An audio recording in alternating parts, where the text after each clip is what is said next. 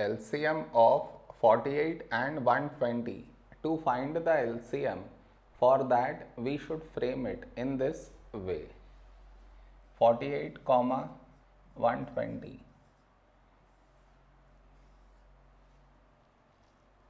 This is your step 1. Now we should focus on to the first number, which is 48 here.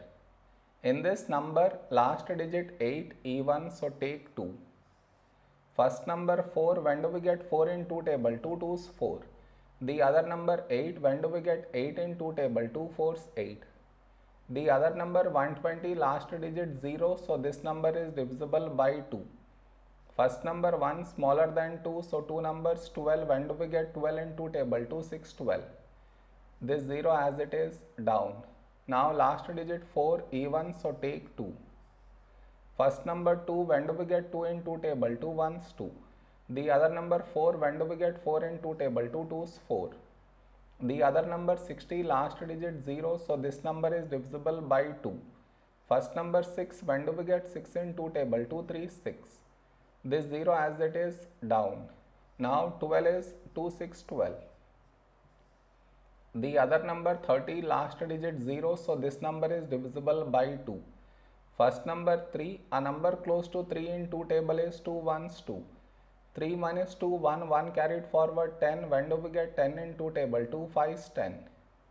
Now 6 is 2 3 6. The other number 15 not divisible by 2, so you write it down as it is. Now here we have 3, 3 is a prime number, so 3 1's 3. The other number 15, when do we get 15 in 3 table? 3 5's 15. Now we got 1 here, so focus on to the next number 5. 5 is a prime number, so 5 1's 5. So we got 1 in both the places. So our LCM is the product of these numbers, that is 2 into 2 into 2 into 2 into 3 into 5. When we multiply these numbers, we get 240 is our LCM.